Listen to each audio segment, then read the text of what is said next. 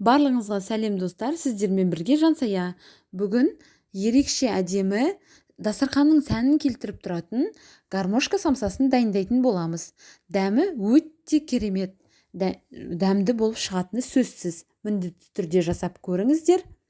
Ал ендеше құрғақ ыдысымызға жылы сүтімізді құйып, үстінен ертілген сары майымызды және де күнбағыс майын қосып, 1,5 қасық тұзды қосып араластырамыз.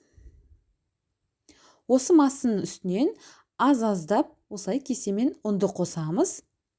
Жақсылап араластырамыз. Алдымен қасықпен, содан соң қолымызбен жұмсақ, қолға жабыспайтын қамыр дайындаймыз.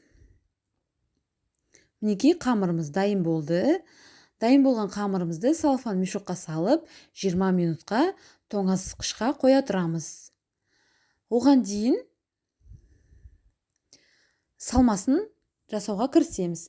Сиыр етінің фаршына ұнтақтап туралған картоп пен жуаны қосамыз. Және де дәміне қарай тұз, бұрыш қосып, жақсылап араластырамыз біркелкі етіп.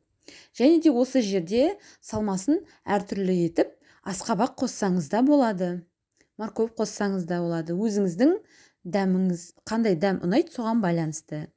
Енді тоңазытқыштан қамырымызды алып, осылай бүктеп дайындап аламыз.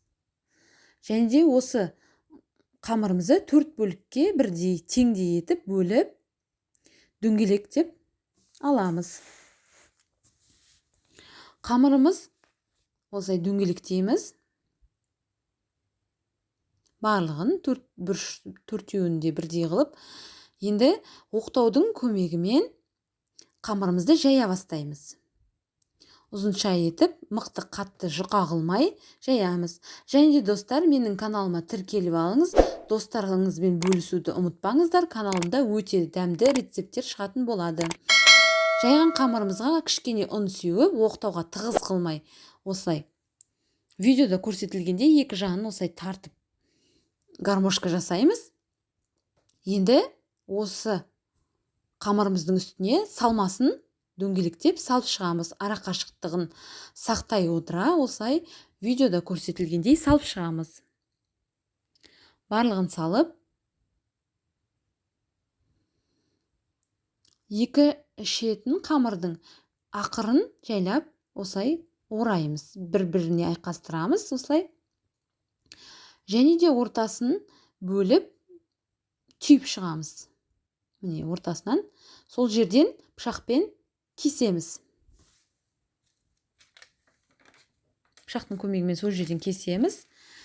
Енді екі шетін осылай ашылып кетпеу үшін бүктейміз. Бізде осындай самсалар дайын болады. Өте әдемі, мінекей.